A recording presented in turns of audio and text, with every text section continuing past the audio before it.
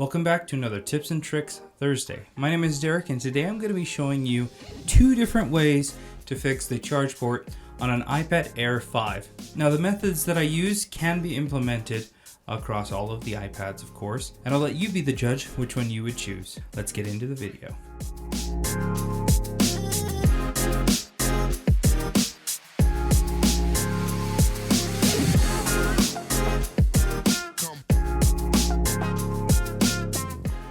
So to get started, this iPad Air 5 got some liquid damage in the charge port, which caused it to stop charging. I've already taken it apart and I've got it under the microscope so that I can assess the charge port and see if I can recover it without having to replace it. But even if I can recover it without replacing it, I'm going to show you the other method, which is replacing the entire charge port assembly. That's not only the charge port itself, but the flex cable that comes on, so that you can assess for yourself which one you would do.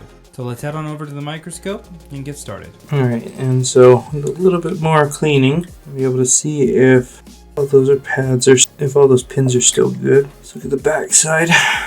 It's looking pretty nasty as well, but now that is looking a ton better. So my main concern at this point is, did the water damage get under and on the pins inside of there? So let's do a quick check on that. I'm going to take a little bit of Captain tape. I'll tape that off just so it doesn't melt a little bit. Even if it melts a little, it's okay. Now I'm going to take my hot air gun.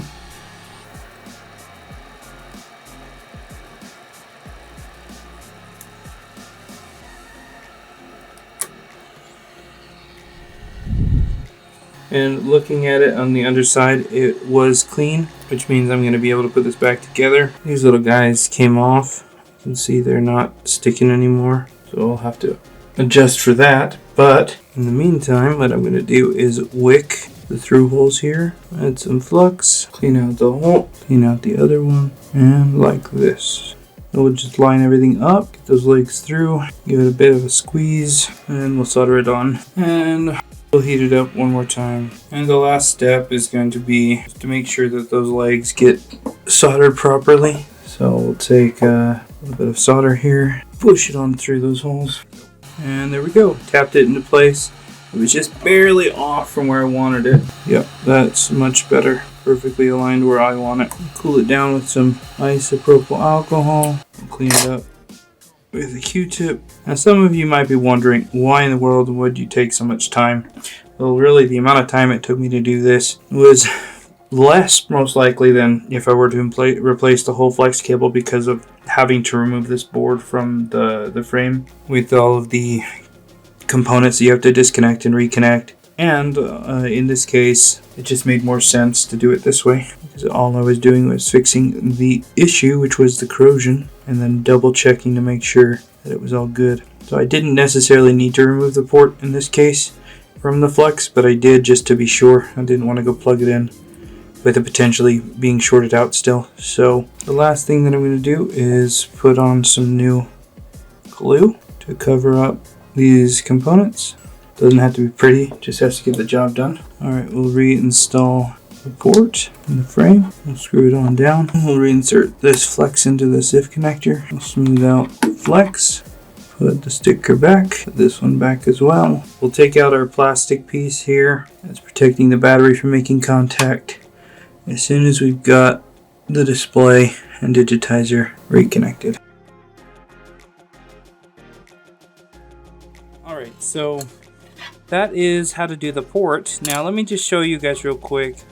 Got it out of the frame. For those of you that want to do it what might be the easier way, if you've taken the time to take the board out, what we'll do is we're going to peel up this sticker here, and we'll peel this guy off. And I just set it here off to the side so I can reuse it later. I'm going to take some 138 solder paste. This low melt solder paste will allow us to bring the overall temperature that the solder needs to get to on the board down so that the solder will let go and we can get the flex off without pulling any pads. We'll turn on our soldering iron, and now we're just going to go ahead and flood all of these solder pads with some solder. I'm going to add some flux, take some wick, and we're really going to try to suck up as much of the solder as we can. Now we'll take a pair of tweezers and I'm going to carefully go on the edge here, lift up the flex, giving it a little of tension,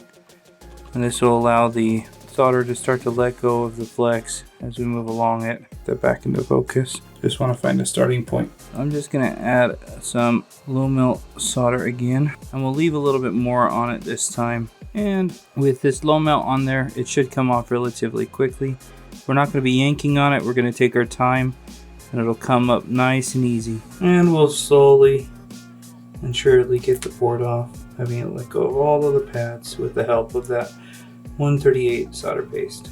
We'll clean off the adhesive, and I'm going to come in with a 183 and a bit of 138. And we're going to mix these solders together so that we have a kind of a mid-range solder on there. Alright, we'll come in and we'll mix those solders together, basically adding solder to the pads. We're going to try to avoid getting the gold little squares there on either side, just like that. Take a little bit of isopropyl alcohol. We're going to wipe away the area, just like that. We'll get a brand new iPad Air 5 charging port flex cable, blue to match the original. And this is an OEM pull, which means you can see the solder that has already basically been pre-tinned. What I'm going to do is we'll add a little bit of flux to the other side here and we'll smear that around. And I like to put some on the windows, these little square windows here on the edge, like so. And then I'm also going to put some flux on the top side as well. We'll spread that out like that. We'll line this up, getting those windows to line up perfectly with the gold squares. And I'm content with that one, so I'm going to try to tack this first pin here, and that's not moving, so we'll go over and look at the other one, and it's right on as well where I want it. Actually, it's a little off. I'll take the tweezers, push it to where I want it, and we can push down.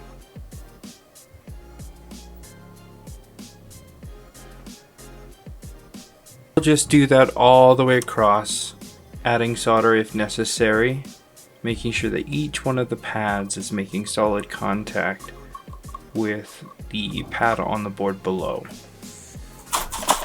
Alright, and the final step is going to be to add some isopropyl alcohol.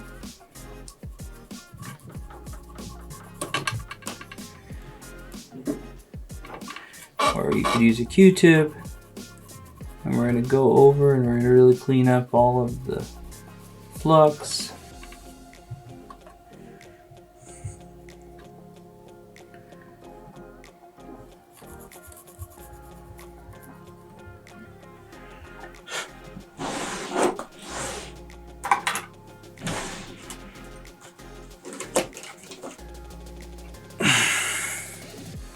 You may need to find yourself bringing out a brush if some of the burnt flux isn't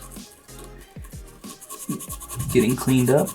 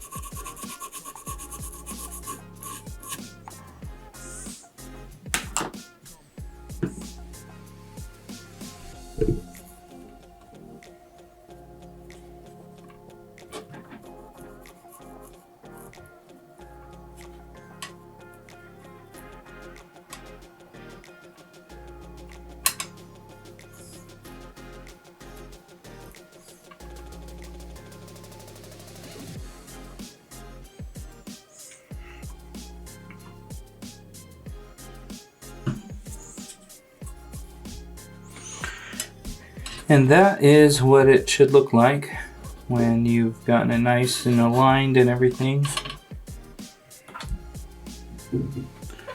Just gonna peel up this sticker now.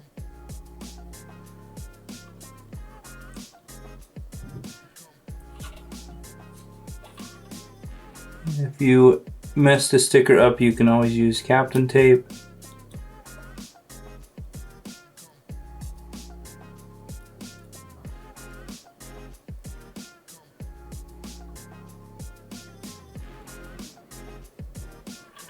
And we'll just stick that on back down.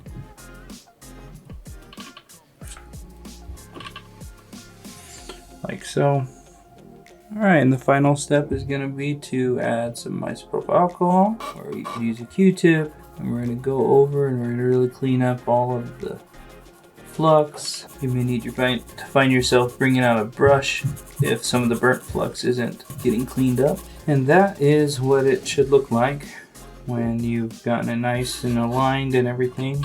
Just going to peel up this sticker now. If you mess the sticker up, you can always use Captain tape, and we'll just stick that on back down like so. And that is how we get a new charge port on, and two different ways depending, and that's how we do a charge port in two different ways depending on how much work you want to do. All right, you can see we've got the new charge port in there, and you can see we are in fact charging and fully charged now. So that's the two ways that you can go about replacing the charge port on an iPad Air 5. And there you go. As you can see, we got it up and charging again. Obviously, I didn't have to go through the process of doing it the second way, but I wanted to show you how to do it. Now, of course, if you've done this before, you may have a different technique. Leave it in the comments below. This is a place for learning, so hopefully we can continue to do that together. Thanks a ton for watching, and we'll see you tomorrow for another video.